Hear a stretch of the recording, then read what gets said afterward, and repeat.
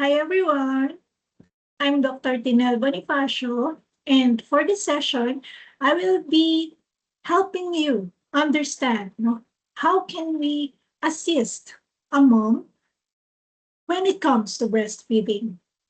So for our objectives, let me show you the slide.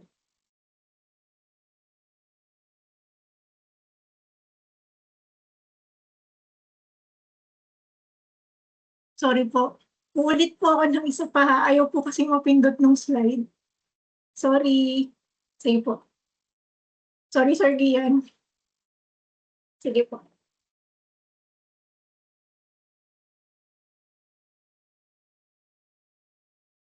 So good afternoon, everyone. For today, I will be discussing on how can we help a mom with regards to breastfeeding. For the session objectives, list the key elements of positioning for successful and comfortable breastfeeding. We should be able to describe how to assess a breastfeed. We will also be able to recognize the signs of positioning and proper attachment, to demonstrate how to help a mother learn to position and attach her baby, and list the reasons why a baby may have difficulty attaching to breast. Positioning for a feed. Positioning is very important because it affects how well a baby can attach to the breast. If the baby is poorly attached, our role is to help the mother adjust the position of the baby so that the baby can latch better.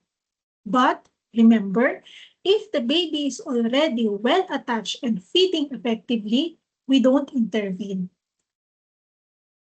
When breastfeeding, both the mother and the baby should be in a comfortable and relaxed position to ensure enjoyable and successful breastfeeding process. So mothers can breastfeed while sitting on the floor, sitting on a chair, lying down, or even standing up, no? Nakakita po ako ng mga moms na nagpupuk sila, tapos bine-breastfeed nila si baby, nakaka-amaze, no? At least their regular activities don't hinder them from breastfeeding their babies.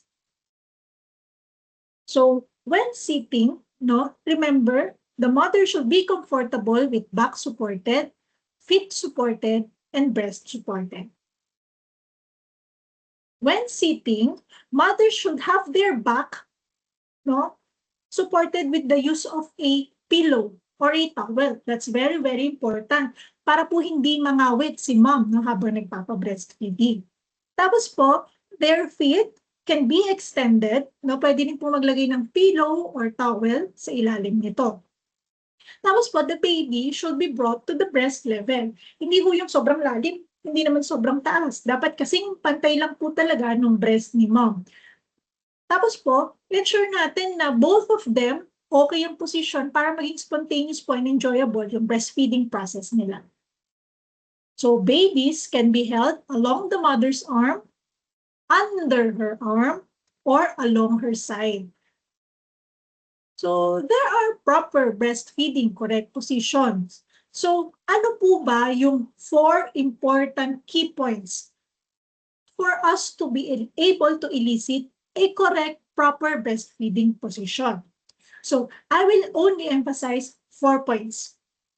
1, the baby's body should be in line with the ear, shoulder, and hip in a straight position. Number 2, the baby should be close to the mother's body. Number 3, the baby should be supported, at the head, shoulder, and whole body level. Dapat hindi po nakangalay. And number 4, the baby should be facing the breast. Okay, so how do we do this in actual demonstration? So allow me to emphasize it for you. So for example, I have here, hello, this is our companion for this day, Her name is Baby. Hello. So Baby will be together with me para mapakita po natin sa inyo yung proper breastfeeding correct position. Okay, number 1. So for example, I hope you can see me well, This is the baby, okay? So sabi kanina, dapat comfortable position si mom. So may pillow sa likod, nakastretch yung paa. Tapos si baby ay meron hong pillow dito sa ilalim. Okay. So the baby's body should be in line with the ear, the shoulder, and the hip. So ibig pong sabihin, dapat straight siyang nakaganyan. Okay? Hindi po siya nakatagilid. Ay, sorry po, naku na ano yung ulo niya. Okay. Hindi po siya nakatagilid na ganyan. No? Hindi rin po siya on the other side na nakaganyan, but po straight.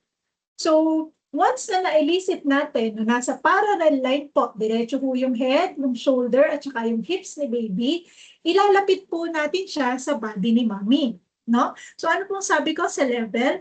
The level should be at the level of the breast. So, kung ito yung breast ni mom, ganyan po siya. Okay?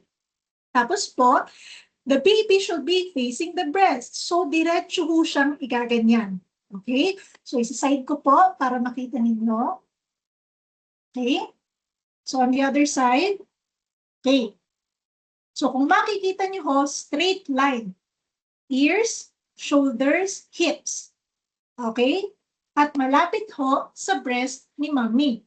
So, once na-elicit niyo na ho yung proper position, no, ang gagawin niyo po, support niyo sa ilalim. So, dito ho, lalagyan niyo po siya ng pillow, no, o kaya towel. So, as you can see, no po, yan, side kong ganyan. Ganyan yung dapat magiging position, no po, ni baby. Okay? Remember, hindi ho dapat nakakagilid yung ulong ganyan, ha? Tapos yung katawan niyo nakadiretso, dapat po complete straight po siyang nakaganyan. Okay? So those are the 4 proper breastfeeding correct positions. Now po, let's go naman to the next slide. Okay. So what are the actual breastfeeding positions naman? No po? So the first breastfeeding position is called the cradle position. So how do we do this? No? The baby's lower arm is tucked around the mother's side. So as you can see in the picture, this is the most common position na ginagawa po ng mga mommies natin. Okay. So again, allow me to show you. Okay. So the cradle position, no? For example, if this is the baby, no po? So yun yung ating isang hand, we put it under po. Then yung another hand, support sa ilalim. Ganyan po yung magiging dating. Tapos po, we put the baby near us. Yan. Okay? Yan. It's what we call the cradle position. Okay, so kung makikita nyo po, yung mga first-time moms, no, ganito ho yung position na ginagawa nila. No po? Kasi po ito po yung pinaka-easy, no, at saka po yung hindi masyadong technical gawin. So how about for the next one? No po? The next position is the sideline position. No? So ito pong position na to, this is a position that is very relaxing for the mom. No? Kasi syempre nakahiga si mom, nakahiga si baby. So kailan lang to pwedeng gawin? Number 1, kapag po si baby ay may proper head control na. Ibig sabihin yung namumove na niya, yung head niya na ganyan, naaangat na niya, tsaka natataas. Kasi po, pag wala pang head control si baby at nag-sideline position, baka mamaya ma-aspirate ng milk si baby. So how do we do this? Number 1, as you can see in the picture, dapat po comfortable si mommy. So lagyan niyo po ng pillow, yung head niya, no? Tapos po, yung back niya, i-support niyo rin ng pillow. Tapos po, iput niyo po si baby on the side kung saan siya magpapa-breastfeed. On the other hand, kailangan din po si baby nasa comfortable position. Baby's nose should be on the level between the mother's nipple and the baby doesn't need to extend, no? O kaya bend his neck para lang po makuha yung nipple. So, kailangan dito po ng proper support. So, pwedeng mag-roll out ng towel o pwede pong mag-put ng pillow, no, sa kanyang leeg para po hindi ma-flex masyado yung neck ni baby. Tapos po, yung legs ni Mommy, pwede nyo ring lagyan ng pillow, pwede nyo ring lagyan ng towel, para po hindi naman siya mangalay. Tapos po, pa-support nyo lang with the hand, no? Yung likod ni baby, para po makapag-breastfeed ng spontaneous at maayos. Okay. How about the underarm or football position? So, this position is usually used for twins, no? Para po at least, kahit dalawa sila or tatlo sila, no po, ma-facilitate yung breastfeeding. Hindi pa rin po maiiwan yung isang baby natin. So, it is usually used, no, for low birth weight babies sa mga small and sick babies natin. So, how do we do the underarm or football position? Okay. So first, no, you decide on what breast that you will use, no, kung left or right side. So for example, I will be using the right breast. Okay. So for example, this is baby, no?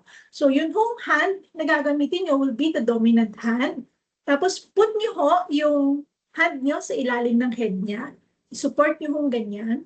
Tapos yung the remaining sa body niya.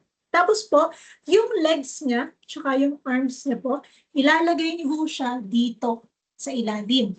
Literally, kung paano kang humahawak ng football, no? Pagka naglalaro, di po ba ganyan ang hawak? No? Yan. So, kita niyo po yung legs niya. Kita niyo po ito. Okay. Tapos po, kapag na-position niyo na po siya, ang gagawin ninyo, ipuput niyo lang ho yung mouth niya near sa breast niyo. So, pag ganyan po, i-show niyo po. Yan. Okay. Ito po. Ganyan. Side view. Okay. Back view. Okay. So, magiging ganyan po yung position ni baby. So, on this way, meron kang proper view si mommy. Makikita niya, no, kung nakakapag-feed ng maayos si baby. Okay. So, kung dalawa po yan, meron pang isa dito. Ganyan po siya. Okay.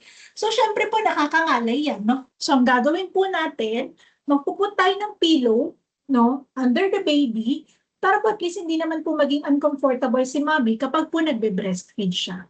Kaya nga po, katulad na nakasulat sa slide, no, mas maganda po itong ginagamit pagka mga maliliit yung baby o kaya ho yung mga preterms. So, yung next naman po natin, na position, it's what you call your cross-cradle position. So, para po itong cradle position, pero po opposite, no? On the other side naman siya. So, paano naman po ito? Okay, so you hold the baby using your arm of the opposite breast. Ay, sorry po, let me repeat it po. You hold the breast with your one hand. Okay, pag ganyan po siya. Tapos po, you hold the baby on the other side of your hand. So yan, ganyan po ang magiging positioning natin. So ngayon po, paano po natin ifa-facilitate, no, yung ating cross-cradle position? So let me show you again.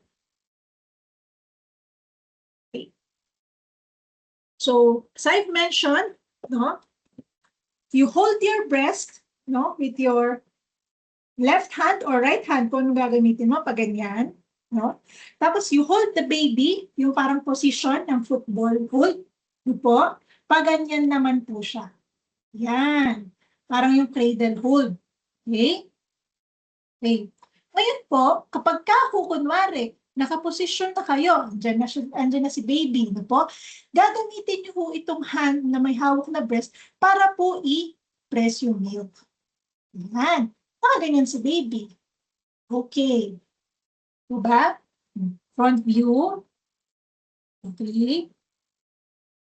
So, karamihan po, ginagawa po ito ng mga moms na meron po medyo malaki yung breast o kaya po yung sanay na talaga sila na single hand tapos mag-pump ng milk on the other side of, yung other hand nila yung gamit na on the other side of the breast. Okay? So, what about, other breastfeeding positions? Doktora, confined lang po ba dyan sa apat na yan, yung ating mga breastfeeding position techniques? Hindi po, no? Let me remind you po, nasa technique ho ng mommy kung paano siya magpa-breastfeed. Siyempre, kailangan po dyan i-consider natin yung kanyang, comfort, no? Tsaka po yung kanyang yung preferred position niya. Hindi naman po yan dekahon na dapat dyan sa 4 lang. Well, kung makakapag-innovate si mom ng panibagong position, as long as good attachment, proper breastfeeding position tayo, at saka kung makakapag-latch ng maayos si baby, no problem. No? Pwede naman po yun. Okay. So for the second part, no, now that we know the breastfeeding positions, let's assess a feed. Okay. So why do we need to assess a feed? Okay. We as medical practitioners, no, and we as TMC staff, we aim to assess a feed to identify and praise the mother, no? Mommy, very good ka. Ang ganda ng attachment, no? Kaya si baby, tingnan mo tuloy, oh, ang ganda niya mag-feed, no? So, we are also here to see the current difficulties with breastfeeding. Kaya nga ho tayo nagtitraining ng LMT para po matulungan natin yung mga mom na ma-pinpoint kung ano ho yung problem, tsaka ho para po mag-guide natin sila kung paano natin ito i-address. And lastly, to highlight practices that may result in problems later if not changed. So how do we assess a feed? Okay, this is very important po. So, number 1, we watch a mother and the baby kung paano yung diet nila sa pagpapadede. Okay, observe. Observe first before you offer help. Offer help only kapag meron home difficulty. Habang nagpapa-breastfeed, remember, kailangan po niyong makinig dun sa sinasabi ni mom. No? Ganito kasi, doktora, ganito kasi mom, no? Sir, ito po yung nagiging problems ko. So let them open up to you para alam niyo po kung paano sila tulungan. Help in a hands-off manner, no? Tandaan, bago po i-touch si baby, bago po i-touch si mommy, kailangan mag-ask muna kayo ng consent. Huwag ho kaagad na hawakan si baby. So for example po, mommy, no, may I be allowed to help you position baby or baby A or baby B, no? Pag po may consent, you can do so. Okay? Tapos po, talk about the key points that a mother can see. No? So ano po ito? Ito po yung mga inaral natin. No? Di po ba? Kaya nga, very helpful talaga yung ating LMT seminar. So remember, watch the baby feeding rather than watch the mother is doing. No? Titingnan po kung ano yung activity ng baby. Hindi yung kung ano yung ginagawa ni mom, no? Kasi important po dito yung proper latching and good attachment ni baby para makapag-feed siya ng maayos. So, this is the breastfeeding observation aid. You can take a screenshot of this kasi we will be using it on the activity later, no? So, para po hindi naman tayo mahirapan as lactation counselors, meron po tayong guide, no? So, one is for the general signs na okay ang pagbe-breastfeed ni baby, no? Tsaka okay yung ginagawa ni mom. And the other side is for the difficulties. So, ang gagawin lang po natin dyan, chine-check lang po natin, no? Para po at the end of the session or at the end of the lactation counseling procedure natin, malaman natin kung ano yung pwede natin i-advise kay mom. So, katulad po na nabanggit ko kanina, when helping a mother, greet first, introduce yourself, ask if you can see her breastfeed her baby. Umupo po tayo, no? Para po at least mas comfortable si mom na mag-open sa atin, hindi yung parang nagmamadali tayong ganyan, okay? So, observe breastfeeding, say something encouraging, and explain and help. So, sabi ko nga po, no, you can go through these steps, no? Say something encouraging, explain and offer help. Help her do each suggestion before you offer the next suggestion. So, one step at a time. Hindi yung, mami, dapat ganito, dapat ganito, dapat ganito. So, hayaan niyo po muna siyang magawa yung first step, tapos encourage siya. Good job, mommy. You're doing great. Now, we can proceed to the next step. So, pag natapos niyo ng maayos yun, same, po? You're doing okay, mommy. So, last step na lang tayo. Konti na lang. Kaya mo yan. Para po mas ma-encourage siya. Be sure that the mom sits in a comfortable and relaxed position. So the aim of helping the mother is so she can position and attach her baby by herself. So hindi po masyadong helpful, no, in general, lalo na sa confidence ni mom, kung palagi agad i-act nyo siya para sa kanya. Hayaan niyo po muna siyang gawin on her own para po matutunan niya, makabisa niya yung way, bago po tayo mag-offer ng help to adjust or to teach her. Kasi tandaan niyo po, pag mas na-encourage, na-experience niya on herself, mas natatandaan po niya, mas napapractice po niya. So, when to assist with breastfeeding? So, in the first hour, syempre, yung kapanganak. Ito nga ho yung tinatawag na latching or yung unang yakap. Po, ginagawa po natin sa nursery, ginagawa po natin sa delivery room. Few hours later after delivery. Yes, we do that here at TMC. For example, if the baby was exposed to sedation, kaya po preterm, small for gestational age, or at risk for hypoglycemia, kailangan po within 3 to 4 hours makapag-assist tayo, makapag-latch tayo, makapag-breastfeed tayo. Kasi po, sila yung may mga special conditions ng patient natin. Okay. So, now that we know the breastfeeding positions, how do we assess a mother when feeding? Magkaroon naman tayo ng extra knowledge on how to support the breast using the dancer's hold or the C or the U hold. No? Kung paano nyo siya gustong i-call. So again, the dancer's hold, the C hold, or the U hold. Okay. So how do we do the dancer's hold? Okay.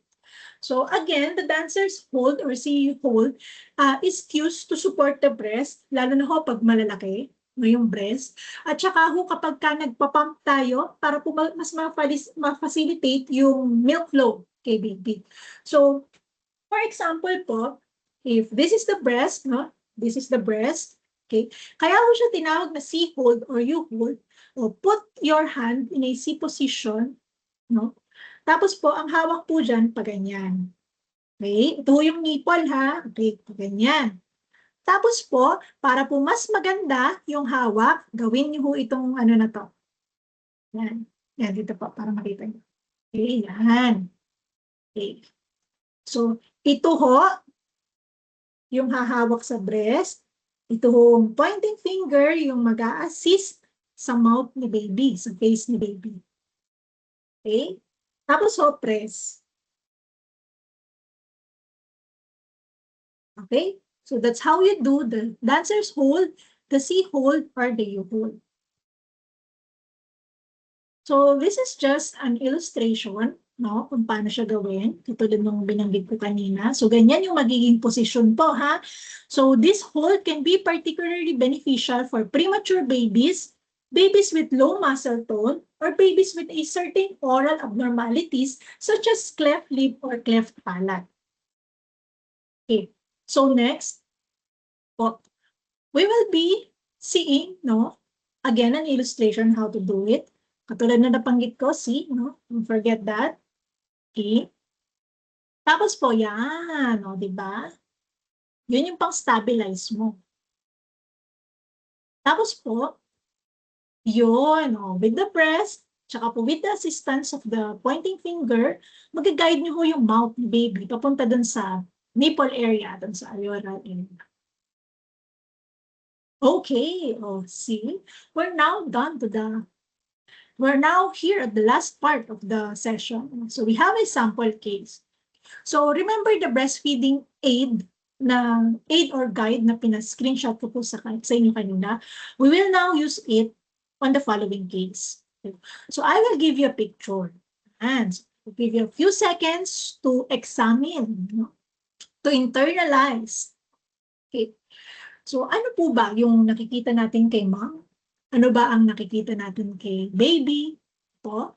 Kamusta ba ang posisyon nila? Kamusta ba ang latching? So based on that, what are your general observations? Okay. So pwede tayong mag-answer on our own. Kaya po, pwede po nating ilista sa ating mga papel. Or kung nakuha nyo yung checklist kanina, pwede nyo pong i-check kung ano yung mga na-observe nyo kay baby. Okay.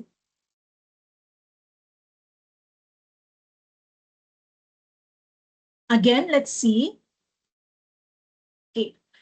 So for the general observations, remember ha, before you address, no, kung ano yung problem, say something positive first. Mommy, good job ka. Nagpapa-breastfeed ka, no? That's very, very good. That's very, very ideal. It will be beneficial for you and the baby.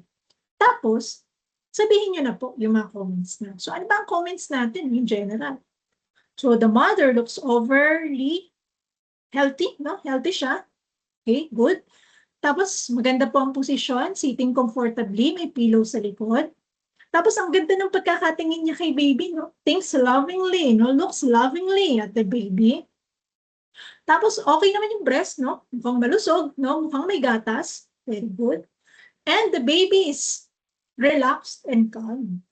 However, kung mapapansin niyo, walang breast support, no? Medyo nahihirapan siya ng konti. Hindi po nakasuporta yung breast. So, pag nag-move si baby, baka mamaya ma-out of line yung attachment natin. Okay? Tapos kung mapapansin niyo din ho, yung bra niya, no? Hindi siya totally nakabukas. So, it might, it might hinder, no? Yung proper positioning and attachment kasi nga parang may constriction. So, pwede niyo pong i-advise sa kanya. How about the baby's position? Yan. Okay? Sige nga po, tingnan nga po natin ulit. Okay. So let's see. The baby, no? Naka-line ba? Head, shoulder, hips? Yes, good. No? However, ang layo po ni baby sa breast ni mommy, no? Eh, di po ba sa good attachment dapat close to the breast, no po? Tapos tingnan niyo din ho yung ano niya, yung chin niya, hindi ho nakadikit sa breast. Tapos po, hindi po wide open, no? Yung mouth niya, kitang-kita ho yung areola. Tapos, wala hong support. Si baby, hand lang. Eh, di po ba dapat lagyan ng pillow, towel na nakaroll para mas malapit si baby doon. So, for the baby's attachment, nabanggit na po natin kanina. So, is it a good or poor attachment? Poor attachment. As I've mentioned, no, kailangan po positive signs muna, no, ang ipo-point out bago ko yung mga observation natin na lapses dun sa technique niya para po hindi naman siya ma-discourage. So, what suggestions would you offer, no, to the mother? So, one, no, you can advise the mom to reposition and attach the baby again for effective suckling. Kasi yun naman po talaga yung objective natin. Okay? Tapos po, you can also help by suggesting that he takes off her bra, no, para po mas freely movable. Hindi siya nako-constrict or nako-constrain. Okay. So she can also easily support her breast with one hand, yung kanina, yung dancers or sea hold. Tapos po, yung other arm, pang lapit kay baby dun sa breast. So, pwede siyang mag-pump kasi malaki yung breast ni mom eh. So makakatulong po yun. Okay. Ayan, no? So, among these two pictures, alin ho sa tingin nyo is the proper way to hold the breast? Oh, na-discuss na ho yan kanina. What do you call that? Dancer, sea hold, or you hold? So, alin po dyan sa dalawa? What do you think? Yes, the left one is the one with the good position, resting her fingers on her chest wall so that her first finger forms a support at the base of the breast. Okay? And this one is bad position, no? Masyadong malapit. Parang yung pag nag-suck siya, na yung nipple lang. Okay. Last. Okay. So, we'll have the exercises. Okay. So, I want you po, if it's okay with you, to have a piece of paper, no, together with you. O kaya ako notes sa cellphone, no? Tapos po, sulat niyo lang kung ano yung sagot niyo. Tingnan ho natin kung may natutunan tayo sa session na to. Tingnan din po natin kung tama yung sagot natin. Okay, are you ready? Okay, let's go. Okay, identify the breastfeeding position. So what do you call this? It's the cradle hold. Yay! Next, what do you call this method? Okay. It's the dancer's sea or U hold. Identify the breastfeeding position.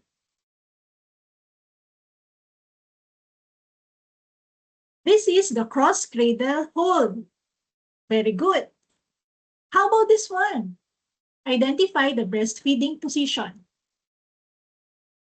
Twins.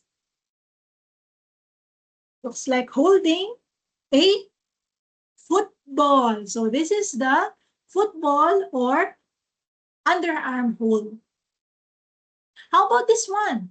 Identify the breastfeeding position. So isang baby lang, no? Pero one side. It's also your football or underarm hold. O how about this one naman? O yung relaxed position si mom, may support, may head control na si baby. So what is this one naman po? Yes, this is your side lying position. How about this one? Okay. So ano hong nanonotice nyo? No? Look at the nose of the baby. What is that? O ba? Meron siyang nasal polyp. So ngayon, sabi ko nga po sa inyo kanina, pwedeng mag-innovate ng breastfeeding position para ma-facilitate pa rin yung breastfeeding.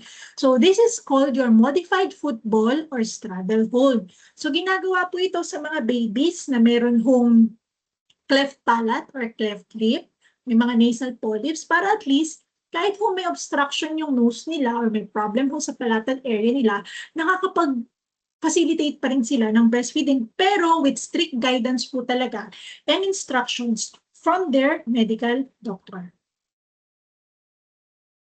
So in summary for this session, no, we have learned the proper positions, no, for breastfeeding.